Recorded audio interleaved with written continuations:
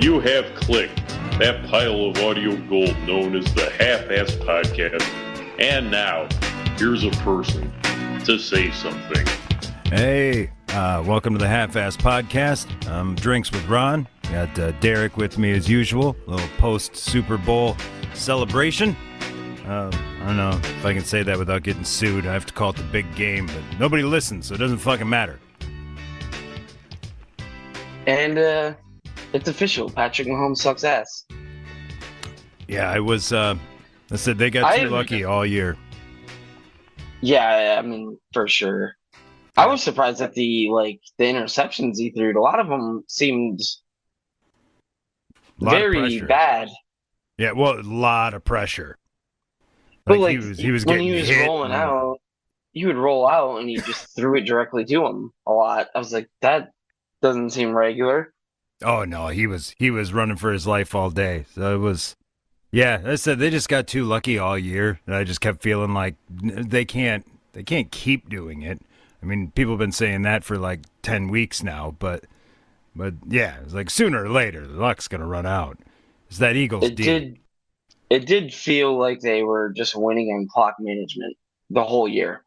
It was like, well, we'll be close late, and then we'll have a drive with 47 seconds left, and we'll win. Because as long as we get the last drive, we'll win. Yeah, that's how it felt. It's keep it close, because their defense is also solid. You'd never tell by the scoreboard, but yeah, when the playoffs started, I actually picked these two to be there because both of the defenses had been playing so well. So, yeah, I thought it would be a lot more evenly matched than this. I did not see the shit stomping that we got coming. I just haven't seen Mahomes get shut down like that before. It literally felt like he had no clue what to do. Yeah, it's that pressure. It's that's the whole NFL today. I bet that if they played in the middle of the season, they wouldn't have done anything close to that. It just felt like they were just there to dominate. And they said they did not blitz at all. That was just their 4-man rush with the line all day. They said 0 blitzes. Oh, that team, their line is absolutely stupid.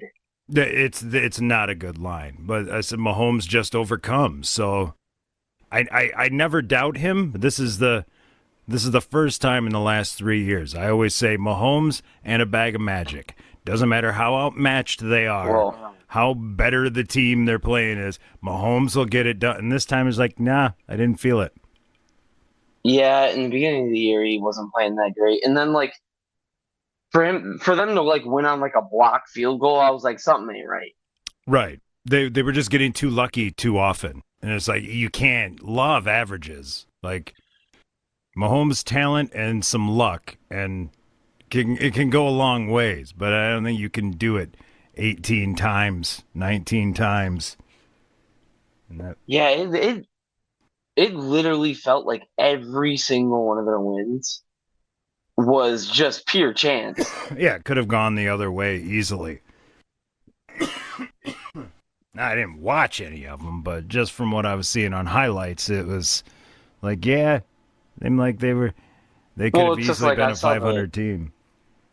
But I think every single game was won on one score on the last drive. It feels like pretty sure. But it's like, I'm kind of happy. You know, it's a sad day when you're rooting for the Philadelphia Eagles. Yeah, it got to the point where I felt like I was pulling for him. So it was, I said, I've been on Mahomes the last 2 Super Bowls. So I said, it doesn't matter. He'll do it.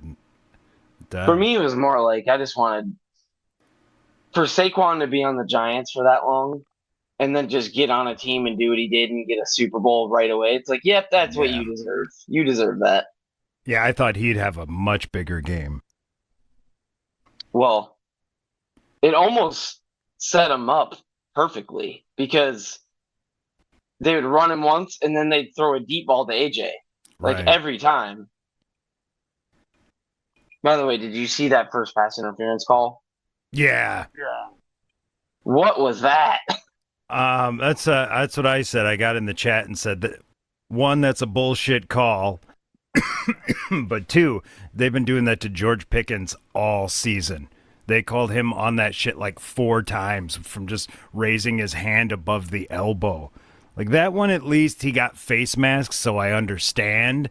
I was like, okay, I guess. Yeah, he did. He did push his like face up. Yeah, but so also, like, okay, doesn't the defender have to turn his head around? He never turned his head around. Yeah, that's more for their pass interference. They basically want to make sure they're not just trucking into guys and not even looking for the ball. But I mean, like how? But it's like that guy never even turned his head around. So like technically, how could you even call that on him? Like that guy's just sprinting at him.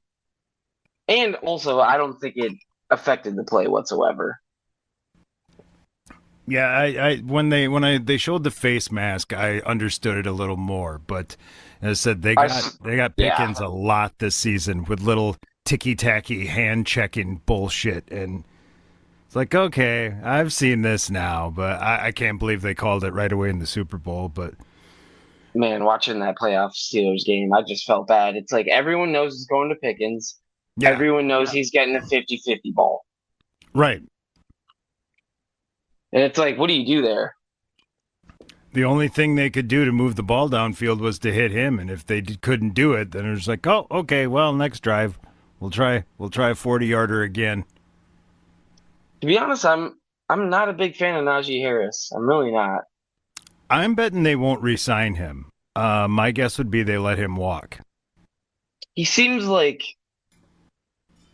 it's like he's supposed to be a punch guy, but like he's really slow and he only gets like 2 yards a run, it seems like most of the time. Yeah, it doesn't seem like he's getting what he should. Like his size, it should feel like he's Derrick Henry. Almost. Exactly. That's what I was going to say. Like he should have Derrick Henry like runs, and it doesn't seem like he does. It's like I understand he's a bigger guy, but like even when he gets space, it feels like he never gets momentum ever. Yeah, because like you said, he's getting 2, 3 a carry, and then they put in Jaylen Warren, and he snaps off a 9-yard run, and then an 8-yard run, and it's like, oh, okay. Dude, I was like, Jaylen Warren should be the starter. And I'm betting that's kind of the direction they'll go. I bet they let Harris walk. They'll, I'm not sure. I honestly think they draft. Yeah, they'll definitely draft one because it doesn't cost much. But yeah, if Warren's up, we'll re-sign him. I mean, you guys got to be later. You made playoffs, so. Yeah, that's put you in the bottom half, so probably. I mean, if you get like, you're definitely not going to get Ashton Genty, but you're going to get. No, I mean, you have the chance that like, you might get Ohio State running back. That Henderson to me is one of the, like, way better than people realize. That guy on Ohio State. Yeah, I don't think they'll go one that early, but I didn't think they would when they drafted Harris either. So, I would guess more like a 3rd rounder. Something about it's like when like the second half of the season, TJ just wasn't even there anymore. Like it seemed like he wasn't in a single play. No, he got injured towards the later part of the season. And but when he came back, it just felt like he never did anything. No, and it's literally that half step. You know, if you lose a half step, you go from being elite all world to really good. And really good on that defense wasn't getting it fucking done. Like he was winning games on his own before that. He has like one big flaw is that he only can rush like super well from the left side. Yeah, or the right side when you're on offense, but he's like on the left on his side. Right. Where they put him on the right side and he like he doesn't like it. But he hurt his ankle and like you can't turn the corner anymore when you're a DE. Yeah, I said that half step is all the difference from amazing to really good. So that's the same thing with like DBs and wide receivers. As soon as you lose one step, you're pretty fucked. That's why I like a guy like Hines Ward, where losing a step doesn't fucking hurt him. It's like, yeah, you can keep playing because you were never exceptionally fast. So, yeah, there is a weird thing. I remember I was listening to a podcast, and they had I think it was Derwin James, and they were asking him about who's the hardest to cover, and one of his top guys was Hunter Renfrow, and they were all like, "What?" And he's like, "There's just something about the way he runs, it like confuses Slippery, you. Yeah. It like He's like, you can't like read his body language." That's as they say on Le Batard's show, George Pickens plays weird, and that's just the perfect description.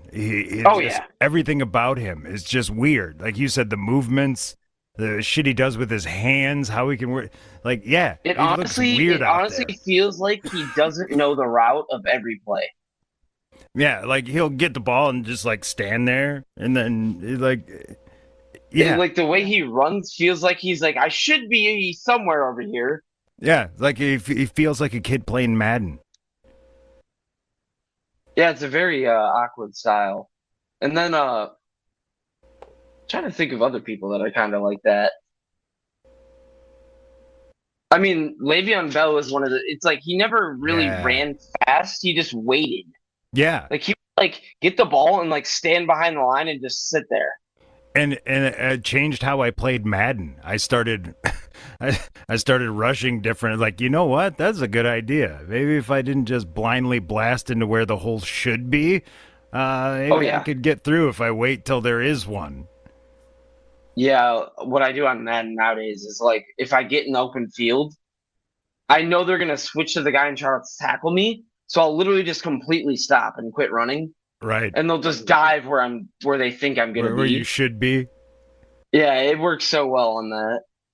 But there's a lot of like unique people. I'm trying to think of another wide receiver, but I can't think of any.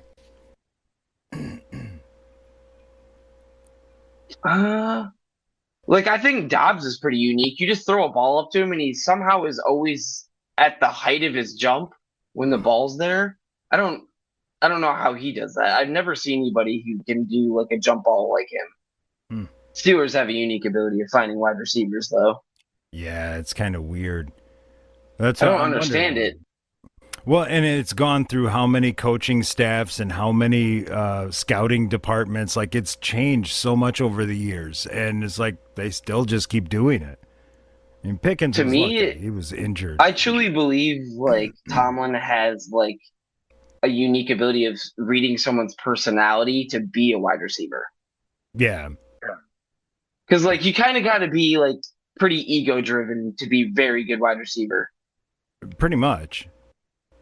And it's like, think about all your wide receivers. It's like you have to believe you're beating everybody on every play, or why are you here? You know, it's because it's like I truly believe that's why you guys always have like the drama thing. It's like because he knows like the type of personality you need to be like a really good wide receiver.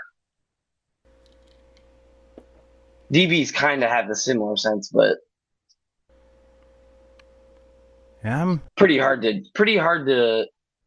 It's just like it's not a coincidence that you guys randomly find the best ones out of nowhere.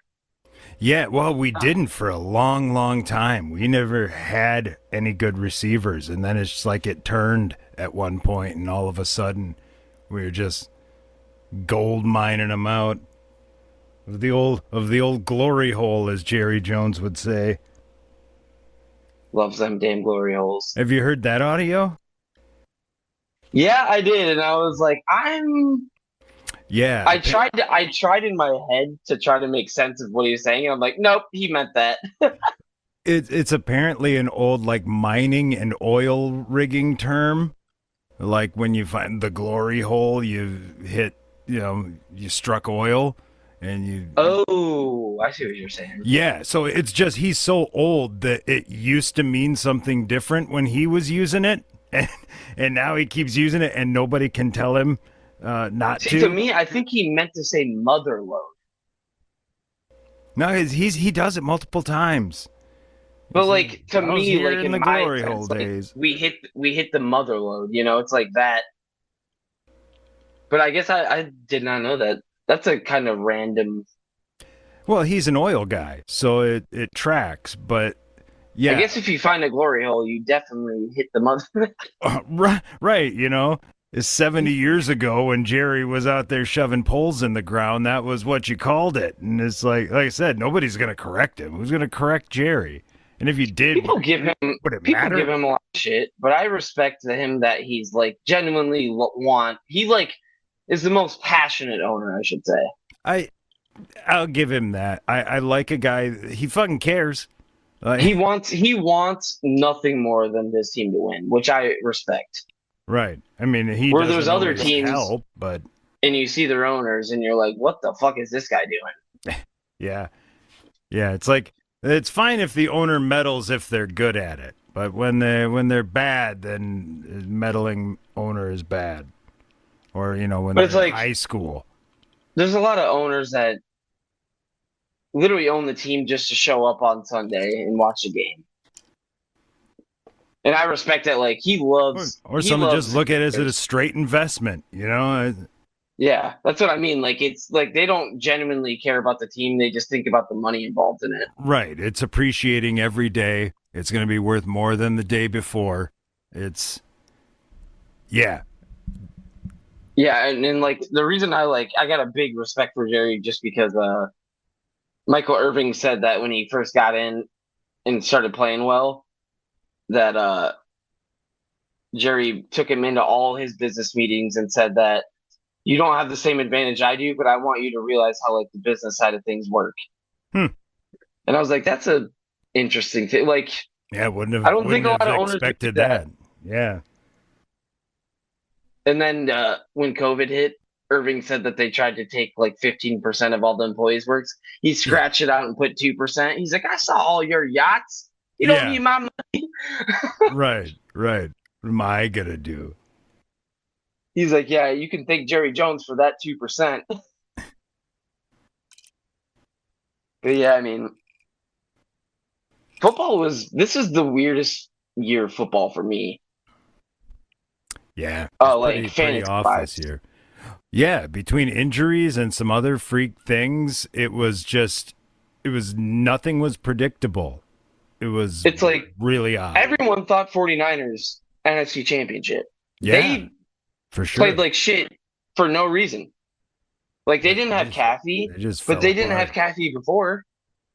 Yeah, and they still made it there. Right. And it's like, dude, they just played horribly. I don't know what was going on there. Yeah, I'm not sure what the fucking deal was, but Steelers won a lot of games that they probably shouldn't have won. Yeah, and we had a couple that it was literally just the kicker scored. Yeah, we beat the Ravens with just kicks. Like 15-12 or some shit, a good AFC North battle. You guys have Boswell, right? Yeah. I think he won kicker of the year. He almost had to. He basically supported us, which is what killed me is, I said they pulled Fields for Russell Wilson, and it was just like, okay. He did well in everybody acted like it was everybody acted like, yeah, exactly. They acted like it was this huge upgrade. It's like, no. The only difference was there was a couple of calls. Like Fields had 2 big touchdowns to Pickens called. Yeah, it's like, do you forget that like Fields went 5-0? Like it's like it was like 5-0 or something like that. But he started 3-0 at least. Yeah, he was looking good. It said the offense wasn't scoring a lot of points. And that's what Wilson was supposed to come in and run the offense and move the ball. And it's like Wilson just has a better deep ball than him. That's it. Well, that's fair too. He's just better at everything else. Yeah, right. Yeah, it's that'll be the interesting one. I don't think they can. I don't think they re-sign him either. I think the Bears ruined Fields' confidence for throwing. Yeah. Yep. A lot. And we're just working on rebuilding him. Because to me, Fields is better at everything but the deep ball than Russell. Pretty much. I mean, and Russell can read a defense probably a little better too, but yeah. But the offense didn't function a whole lot different with Wilson in, honestly. I mean, there was a couple of games where they had sustained drives that were nice, but those were the exception. That was not what Wilson consistently did. there's just something about like his deep ball, like where he puts it in a spot where like the defender can't actually catch it. Right, it's coming up and like over this trajectory. Fields just doesn't really have the. I think he can do that. I just think the Bears ruined him. He had some really good throws early. I said some nice deep balls that he threw to Pickens, a couple in windows where only Pickens could get them. One of them, he threw it in a window. There wasn't a window because when I found out that Pickens caught it, I was surprised. I was like, "Oh, one of those catches." Yeah, you're like, who caught that? Well, because you're looking for the ball to keep going and land on the sidelines, and it doesn't. And you're like, what happened to the ball? Like, oh, he's fucking got it. Like, that's trick the cameraman type play. Exactly. Yeah, he had a few of those early. So I said there's no need to rush him out there. His throw style is like a line drive. Like he throws hard and like lower. Mm-hmm. So it's like, yeah, you're either going to put it in like that type of play where you're like, oh, who caught that ball? Or it's going to go right to the defender. Yeah. Yep. It's either the perfect window or it's picked. But yeah, maybe Wilson could show him how to throw with some more touch, but I don't know. I mean, I guess I could also see them re-signing Wilson just for that exact reason. It's just going to depend on what kind of discount he wants to take because we're not going to pay him. Well, he was actually just on Pat McAfee for like 45 minutes. Oh. And he said that he wants to stay in Pittsburgh. Oh, of course. And he doesn't care about the deal, really. Oh. So it's like I think he's kind of accepting that he could be a backup. Yeah. I think he's also. There comes a point for every QB where you got to accept that. Well, and I think he's at a point in his career where he just wants to be in a place he likes. And if he likes the front office in Pittsburgh and how things work, like, I don't think he had a good time in Denver. If he's enjoying himself, I don't think he got a fair chance there, honestly. I don't either. His numbers actually weren't bad there. It was. He didn't have like crazy yardage, but like his percentage and his like he had a lot of pick ratio. Yeah, his TD to pick ratio was great. Yeah, it was just like everyone's like, oh, he's not. They were expecting. Everyone thinks that you watch Russell Wilson, you get the Seahawks Russell Wilson. Yeah, and it was going to be and they weren't even a huge offense. They were more about the defense. He was just shifty, and he could run on you. Well, it was hard to hit square. He'd throw a deep ball to Lockett 2 times a game and get 300 yards. You know what I mean? Like right. It's or like else they'd get broken up and he'd have nothing. Yeah, he had those 0 games. It was. And also, it's a lot easier when you have Marshawn Lynch to just run around on people. Exactly. Yeah, and they were more built on defense, and once they had to pay him, it kind of fell apart. So I thought the Denver thing would go a lot better than it did, but I also think it went better than people give it credit for. Yeah, they didn't win, but I don't blame him for the losses though. It was just an overall strategy problem. I think. No, I think Sean Payton just came in and wanted to move on from him right away. I don't think he liked him at all. No, he just had to find a way to finally be rid of him. So it was. I said, if he's happy in Pittsburgh, maybe he will. He's got enough cash. He's. Denver. Yeah, he was saying he's I want to finish my career in Pittsburgh.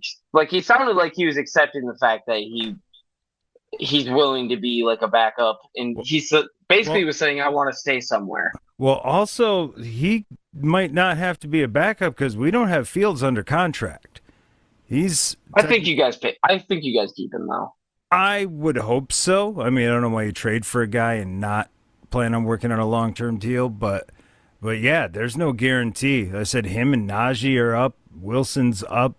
We don't have a boatload of money, so it's going to be an interesting offseason, and with Omar Khan being relatively new as the GM, like I said, you used to say, oh, Pittsburgh doesn't take a running back in the first round. Oh, well, there they just did. With Khan now in the building, you can't say, here's what Pittsburgh does, because he doesn't do it like we always do. It's fun. It's fun to not know. I like it.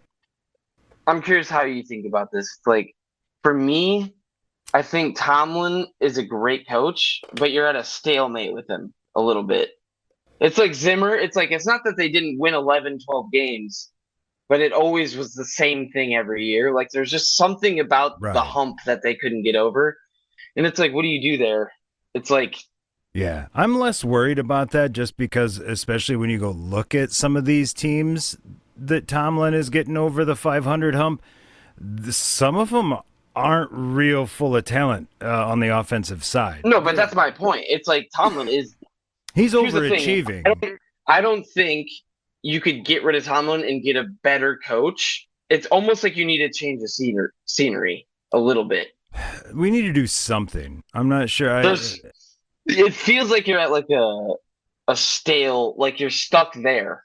Right, like we're kind of in that Andy Reid point when he was in Philadelphia, where he kept winning. He was getting them to NFC championships and Super Bowls, but it was just like, we're not. To be honest, I think Tomlin will win if they get a legitimate quarterback always.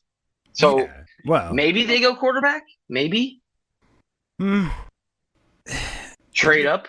I was just going to say, that's kind of, I don't know how deep the board is. I am really up on any of this college stuff. So this is when I finally start digging in. But I can't imagine. I don't think there's a great quarterback at all. Down honestly. at like at 18. I think they should probably run Fields and do like a Lamar Jackson type thing with a running back. Yeah, well, and like I said, if we kind of make that shift to Jaylen Warren, and then, like you said, probably draft a running back as well. Honestly, I think Jaylen Warren's fucking awesome. They just didn't use him enough, in my opinion. He was banged up towards the middle of the season, so he didn't get as many touches as he normally does. But yeah, they definitely need to do something at wide receiver. That's what was so annoying, is it was the obvious glaring hole all season going in, during, and it was like, what we got Mike Williams? Like that's nice. Yeah, it's a problem. It's a problem when before the play starts. I know it's going to Pickens. Well, yeah, there was no other options. When Pickens was out, it was like, oh, this is gonna suck. Like, I hope we score 6 today. Like 2 field goals. An NFL team, I shouldn't be able to sit at home and go, I know exactly where this ball's going. Right. And just like, it's just that you can't cover it. That's all. Like, you're draped on him and he's going to take it down with one. And I think it actually, honestly, probably wasn't always meant to go to him. I think Wilson just lofted it up to him even when he wasn't supposed to a lot. There's really no other options. When Pickett was out, Freiermuth essentially became our number one because he was the most dynamic of the receiving core. It was not good. It wasn't addressed. I mean, Roman Wilson, if he comes in and plays, okay, he's a slot guy, and kind of Austin's looked good there. So I don't know. I don't know what the fucking plan was. I don't think there was a plan. You guys are in a weird spot because you're not a bad team, but you also just can't get over the playoffs. It's like, what do you do there? Yeah. No, I'm not one of those guys that's going to bitch about it, because if you're sniffing at the playoffs every year, that's where I want to be. You can fucking win in the Super Bowl if you're in the playoffs. Like, you guys had like 4 different QBs and still made the playoffs that one year. Oh, that one year we almost made the playoffs with Duck Hodges and Mason Rudolph. Like, it was, we almost got Mason in. Rudolph. Love me some Mason. Yeah. When he came in on the Tennessee Titans, I was like, guess what? He's going 400 yards. Oh, Pittsburgh did him dirty, though, so I felt bad about that. They'd offered him a contract to come back, and then the Fields and Wilson thing kind of fell in their lap. So basically, they just pulled the contract. I think he gets a bad rap. I really do. He's not terrible. He's, like I said, I would have been fine with him as a backup. After the whole Garrett, Myles Garrett thing, like, everyone just shit on him. But it's like, right, dude, he comes in and does better than the majority of the backup QBs. That's for sure. Oh, I'd have been fine with him for a backup. That's why I was like, I thought we were re-signing him, and then what was it? Yeah. We were on vacation that one year, and I'm like, you're like, Mason Rudolph starting. I was like, George Pickens for fucking 240 yards and 2 touchdowns. Yeah. Sure enough, you're like, dude, 80-yard touchdown. Like, within the first quarter. Like, he's gonna huck it up there. Yeah. Yeah. He's the white Jameis Winston, dude. You're listening to the Half-Assed Podcast on the Half-Assed Podcast Network. Did you know that?